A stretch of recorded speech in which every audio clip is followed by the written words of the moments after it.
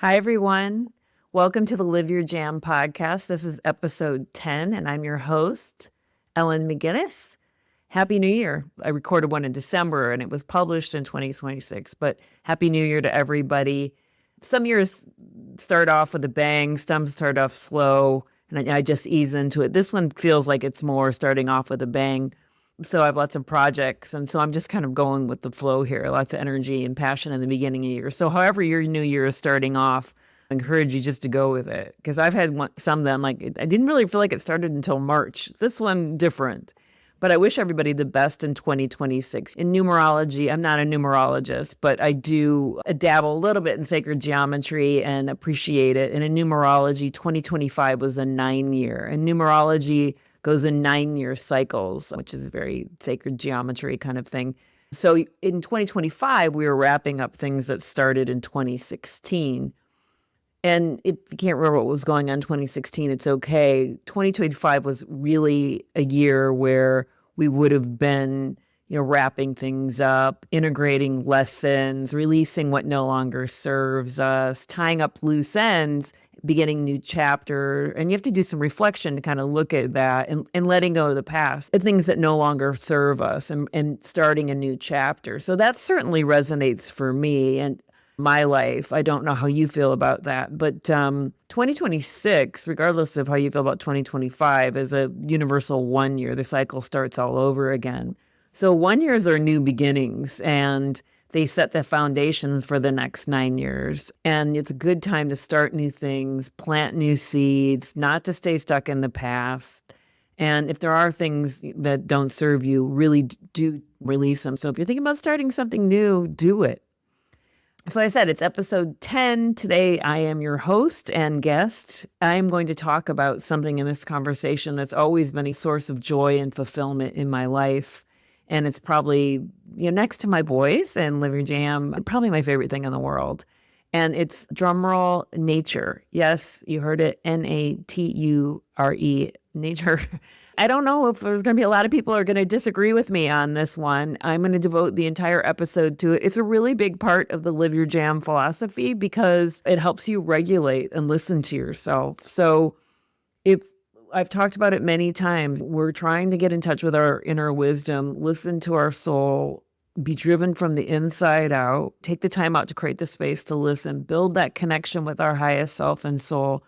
And nature is an actual conduit, natural conduit for us to do that. Plus, there's a million other benefits to it. It's really an important piece. And I'm going to talk today about how it's a source of regulation. There are specific ways where it supports our nervous system, how it's a place where we can feel connected to everything and the larger world and awe around us, how it calms the ego, how it can be healing and medicinal. And then I'm going to share some of my favorite memories of, different points in my life, different critical, transition points in my life. Nature has been a refuge to me. So I'm going to share 4 places where I've been at junctures in a transition in my life, and it's really been healing and critical to my well-being. So not only is the natural world an incredible wonder and sense of awe that inspires us all, it underpins our economy, our society. We need it for our very existence. Our forests, rivers, oceans, soil. It provides us with the food that we eat, the air that we breathe, how we irrigate our crops. We rely on nature for numerous other goods and services, and we rely on it for our health, happiness, and prosperity. So just remember that we're all stewards of this beautiful earth and to be good to her. Okay, I'm going to start out with nature as a regulator and healer. I was just having this conversation with somebody the other day about how when we're in buildings, they're made by man and we feel as humans very comfortable in them, right? They're our size, they're right size, the ego's like large and in charge, and it's kind of our domain. And when we go out into nature, it's not fit for human size. It's not familiar to the ego. So the scale and the depth and the beauty does something profound when we go out into nature. It reminds us that we're part of something much larger than ourselves, and the ego calms down a bit. And we immediately feel small. I know we've all had this feeling and connected to something larger than ourselves. So when we do step out of the man-made spaces, the boxes, the walls, the screens, and into nature, something shifts almost immediately. And there's a sense of awe. And I think it's really important to connect that back to how we evolved millions of years ago. Our bodies, our brains, and physiology were shaped in response to the natural rhythms of sunrise, sunset, seasons, movement, weather, sound. So nature isn't foreign to us. It's familiar to us in many ways. It's home. So it's really important, I think. And also when you go out there, you feel so small and we feel automatically connected to everything. And we realize how vast this world is and this universe. I think it's really important from that perspective. But there also, I did some research because I love nature, but I don't know all statistics on it, obviously. So I want to talk to you about how it supports the nervous system. There are some science-backed ways that nature supports and works with our bodies. And simple one is morning sunlight. Even just a few minutes, it helps regulate our circadian rhythm, which is our internal clock, right? When we wake up naturally, sleep naturally when we feel tired. Morning sunlight can support better sleep at night and balanced energy throughout the day. And early light also triggers a very healthy cortisol response.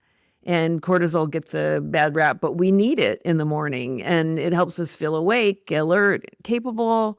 And so that stress later in the day doesn't spike as dramatically when we get sunlight in the morning. Everybody knows this, serotonin and endorphins. And those are chemicals that support our mood, our steadiness, and our emotional resilience. So those are really important chemicals that we need. And so there's also sounds in nature that regulate our nervous system. I've said it, many times. When our brain is overly active, when our nervous system is revved up and we're under stress, it's very difficult to connect to our inner wisdom. Inner wisdom is quiet, and even when you meditate, you'll get some nice little insights, these gems, and they're very difficult to attain when we're moving quickly. And when we're listening to these kind of man-made sounds, TV all the time, not a lot can really happen there. So Birdsong, as mentioned, in my 50s, and a lot of my friends and I, we love birds now. Amazing how it happens. But lots of bird watchers in my friend group now, which is something we all laugh about and love. So I always listen for birds when I'm outside and when I'm hiking.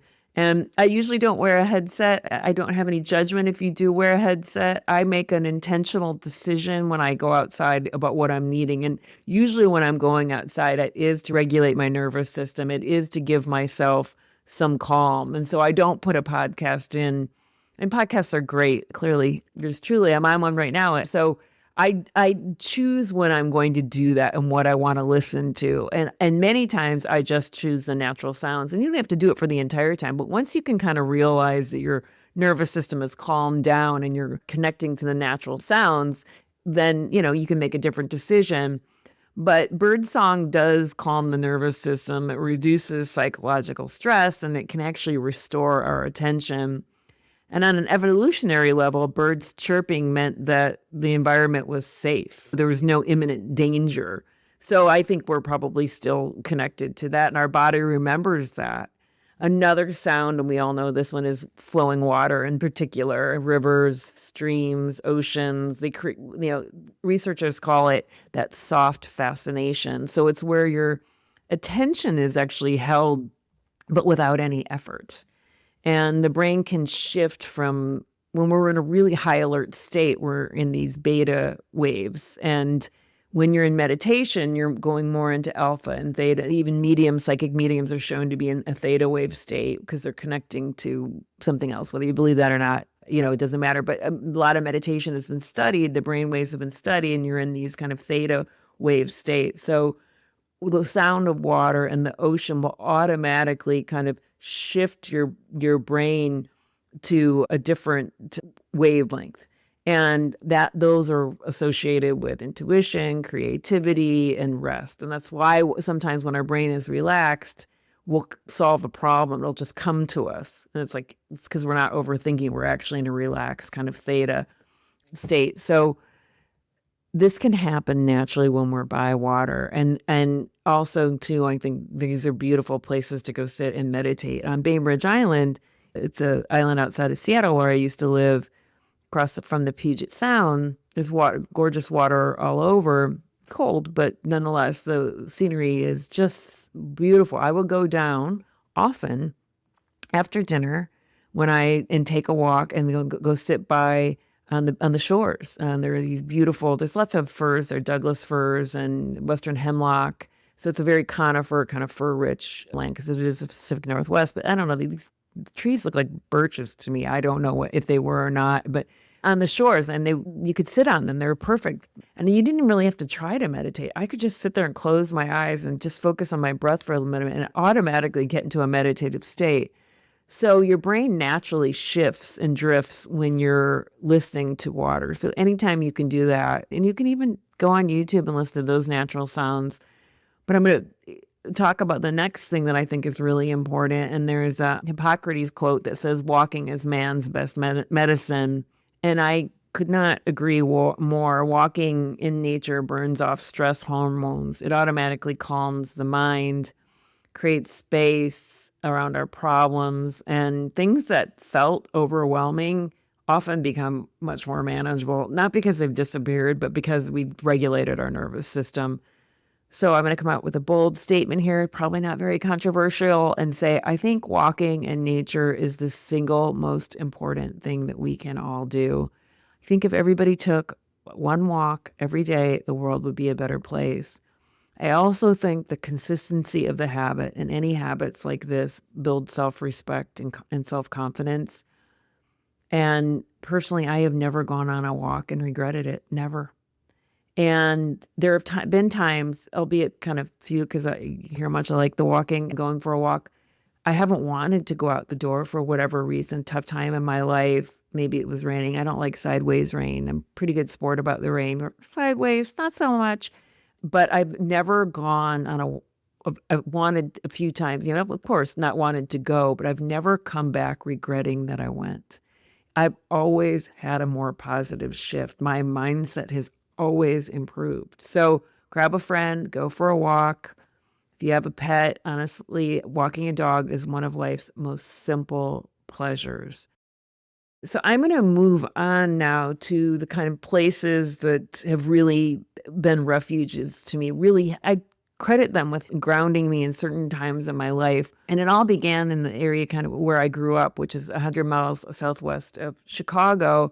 And there's a state park there near our house called Starved Rock State Park and Matheson State Park. And my sister Mary used to take my brother and I to Starved Rock with our dog. And I was on those walks along the canyons and rivers, and there were oaks there. I mean, that's where I really fell in love with trees. I mean, one of my distinct memories is hiking along the trails in the late summer.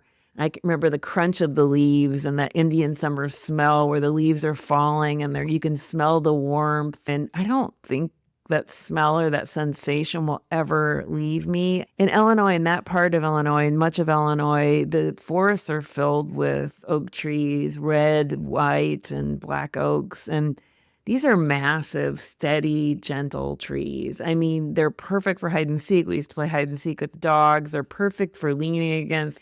And, oaks can grow over 100 feet tall and just as wide. I mean, in terms of their branches, and they feed wildlife and they provide shade, but they really put on a spectacular show in the fall. And the black oaks, they're dark. It's a darker bark and they have bristled leaves. They have a real strength about them.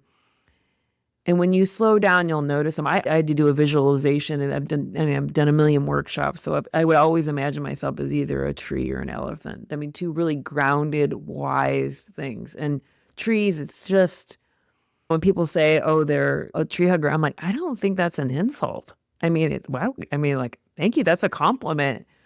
So this park, Starved Rock and Matheson, is just a bit southwest of Chicago. And I read somewhere when I was looking it up is that there gets about 2 to 3 million visitors annually, and entire economies are built around it. You can go to Utica and Ottawa and Illinois around there.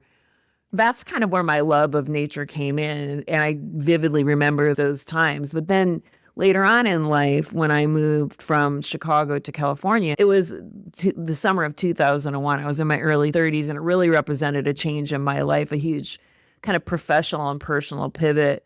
I was on a professional path in finance. I was doing really well. I worked for a large organization. I had a really strong network in Chicago, and I loved my life there. But I could just see that the path ahead wasn't where I really wanted to go. So I wanted to dig deeper and study psychology and understand more about that perspective. And I was going to move to California to go to school. And I wanted something to represent that transition in my life. So I chose to hike the Camino de Santiago de Compostela in Spain, which is the road of St. James. And it really is a metaphor for life for people in transitions. It's a pilgrimage. And it's a UNESCO site, and the origin goes back over 1,000 years ago. I mean, the legend around it is that one of Jesus's apostles, St. James, he was in the silver casket in Santiago, which is St. James is the name in Spanish, but he lay there in a casket in the cathedral's main altar. And 1,000 years ago, people would take a pilgrimage to go to Santiago to go see St. James. And there's many different routes across Europe to go across Spain to the western corner of Spain where Santiago is. And so throughout the medieval period, there are all these Christian pilgrimages taken there. And I think at the time, I'm not really sure about this, but I think at the time there's only like 3 pilgrimages, and it would have been Christianity. It would have been Rome, Jerusalem, and then Santiago de Compostela. But I did the Camino when I was in my early 30s, 2001. I did the French way. I started in France at Saint-Jean-Pied-de-Port, which is at the base of the Pyrenees. And I hiked over the Pyrenees, which was, no joke. It was like 1,400 meters, which is considerable. And then I went down into Spain in the Roncesvalles. It took me 28 days, and I did like 310 miles. It's not for people who are adrenaline junkies. It is there were some days, they're long days, up and down. I had 20 pounds on my back, but I was in nature every day. And I honestly loved it. Sometimes I just lay in the grass in a field somewhere. I went by myself. There's many other routes you can take too. There's different ways to get there. There's the Portuguese route. I think there's a British route, but I went the most traditional way, which is the French route. And what I want to say about this is I was moving from one life to another, and everything was symbolic. My pack was 20 pounds. The pack on your back was the baggage you carry. You're supposed to travel light. Again, there's a lot of people in transition that I met along the way. But the initial stages around the Pyrenees and Navarre was amazing. There's tons of birch trees and oaks and chestnut trees, and so there was some dense forest sections. I loved it all. I mean, it was incredibly green. So that was like the first portion of it. And then the next portion, we went through Rioja and Castilla y León. And this was the dry area because at La Rioja, I don't know if anybody's had the wine. They have the Tempranillo, sorry. But La Rioja is the wine region in Spain. So it's much more dry there. And the vineyards were kind of the dominant piece there. They had some oaks and these plane trees that I remember, but it was pretty dry. So we went from this lush area around, the Pyrenees into this dry area, or I did. And then the final landscape is in Galicia, where the Camino then goes to this crazy lush green landscape. You have oak and chestnut, but then you also have eucalyptus trees, which I'm going to get to because I met up with eucalyptus again in Berkeley, California, and they're everywhere, and they're in the final stages. And they were brought to Spain. I think they're from Australia originally. I think by a monk, a Benedictine monk. So there's a lot, and the eucalyptus, we all know that smell is so beautiful, and the bark peels and things like that. I really loved being out there every day walking in it, and it was a really big part of my life because it was symbolic, and I loved the metaphor. So like the difference between a hike and a pilgrimage is that a pilgrimage has intention and meaning, and a hike is normally like an outer physical journey for recreation. A pilgrimage is more of an inner spiritual journey. And then We also have a pilgrimage here in Sonoma County. It's called the Camino de Sonoma, and it's a 5-day trek across the county. And I've done one day of that, 14 miles of it. And there's a large organization, or beautiful organization, a volunteer organization that does that. So I'll put that in the notes. But again, I love a pilgrimage. I want to share that was a very healing and symbolic moment for me because I was leaving one life and moving to another. And then I landed after I got back in Berkeley, California. I left everything. I was going to grad school and I lived in Berkeley for 9 years. And it was Tilden Regional Park there that was really incredible to me. But California, I mean, this is why one of the reasons I came back here for work and obviously, but the thing that draws me to California, it's quite large and busy and frenetic, and that can be a bummer about it. Like it's almost 40 million people. It's the 5th largest economy, second to Japan. We kind of go back and forth with Japan. But the nature here is pretty banger. There's 9 national parks here, Yosemite, Lassen, which is up near Mount Shasta. We have an amazing state park system, and then we have a regional and local park system that's incredible. There's over 73 parks in our regional park system here, or in the East Bay in Berkeley. And I'm in Sonoma County, and it's the second largest to the East Bays. But there's like 1,200 miles of trail. So when I got to Berkeley, it's nice there because there's a huge park system, over 100,000 acres. And Tilden is in the hills in Berkeley, and it was my second home, and I went there daily. And it's many of the trees that you see there are clearly they're California. There's the coast live oaks, the manzanitas, the madrone, the California bay, which smells like the bay leaves, and the redwoods. But Tilden had a lot of eucalyptus, which is fascinating. And they were brought there. I should say that Tilden is the ancestral lands, is a lot around here of the Ohlone Indians. And then they were driven out by Spanish and Mexican ranchers that drove them off the land. In the early 1900s, it's funny, I remember this from when I was in Berkeley. In the early 1900s, there was a plantation owner there that wanted to mine, log, and he brought in the eucalyptus for minerals, and they wanted to harvest the trees for timber. Well, eucalyptus is not good at all for timber. It's not a valuable source for hardware lumber. Eventually, they just had to leave it all there. And then Charles Tilden was the first, I think, president of the East Bay Regional Park System. So that's why it's named after him. But the smell of eucalyptus is amazing. And I went there every day. I was alone. I didn't know anybody. I had a dog that I got at the Berkeley Pound. And I would hike there all the time. And I knew every trail. And then also over in Oakland, they had the Redwoods Regional Park System. And I knew that one equally as well, but Tilden was where I went. And it really became a place for me because when I was in graduate school, I initially started out in the marriage and family therapy program in the discipline of psychology called transpersonal psychology. I ended up transferring into organizational development and consciousness studies, but the program required a lot of self-evaluation. And we had to be in individual therapy at the time, and we also had to be we had a year-long class, a T group, and T groups are interesting. They're experiential kind of learning labs where small groups of people, around 8 to 15 learn about themselves and group dynamics and interpersonal skills and focusing on like the here and now. But really what happens in a T group is you start to project. It becomes like a family, like your family system stuff gets triggered. And they're designed to build awareness and communication skills through direct feedback and exploring how members react to each other. So needless to say, like a lot of my shit came up at that. And so they're social laboratories and they're difficult. And I also had left one life and was in another, and I was in graduate school. I was meeting new people, didn't know. I mean, it was a great time, but it was hard. So Tilden was the place where I went and just felt like myself and felt connected. Whenever I'm in Berkeley, I go back there. It's so stunning. The vistas, even some of the trails, I didn't care if there's a view or not. It was just beautiful up there.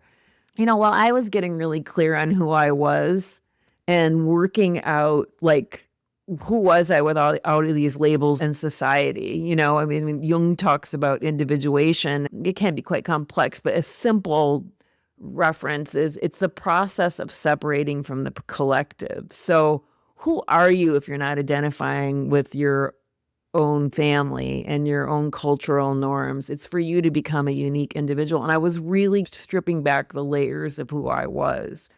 And I could no longer, I didn't have the community. I didn't have the identity of work. I'm in this program, who really has ever heard of it anyway. And I don't have all those safety nets of like, I'm Ellen McGinnis. I belong to this family. I was at this work. I worked for this corporation. I did this well at this job. It's like none of it mattered. So Tilden was a refuge for me. So I've talked about Matheson. I talked about the Camino de Santiago de Compostela, and then Berkeley and Tilden, and my final place is Switzerland.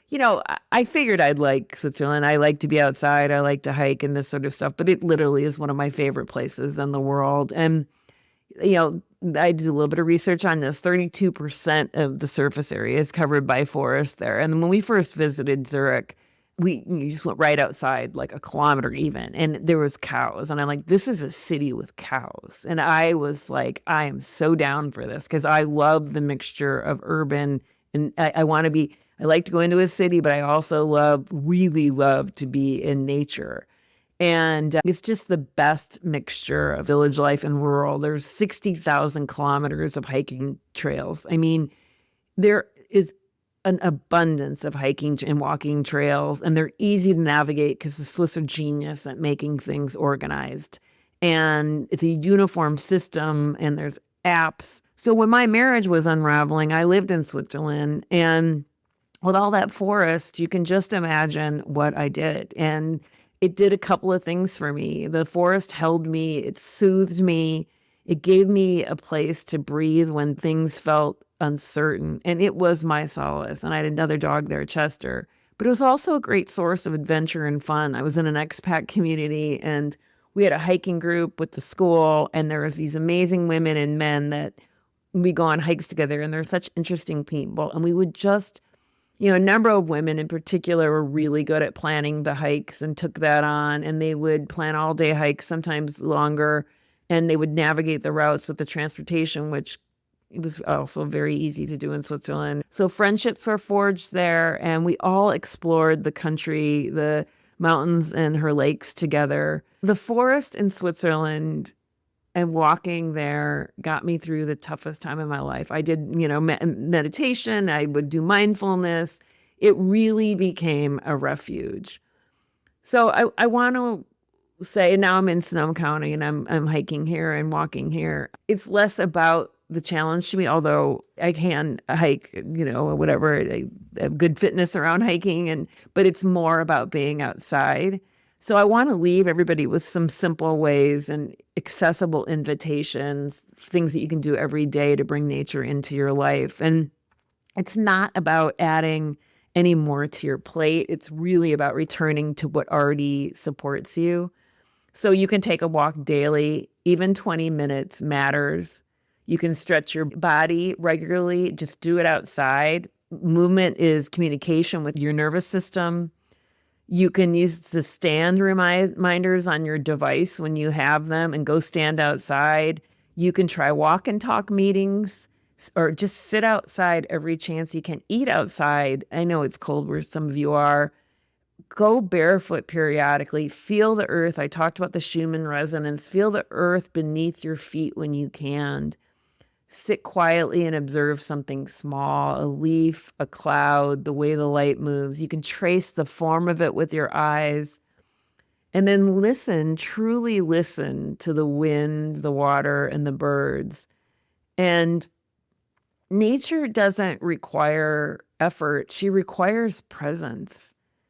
And I want to just say she's not separate from your healing. She's not separate from your intuition, and nor is nature separate from your soul. Nature is the gateway back to yourself, to regulation, and to remembering who you are beneath the noise.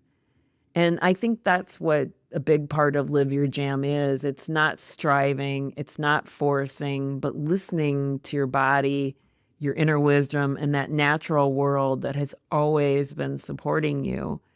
I hope everybody's enjoyed this episode, and get out there, get some sun when it's out, listen to the birds, and get your nature on. Thank you, everyone.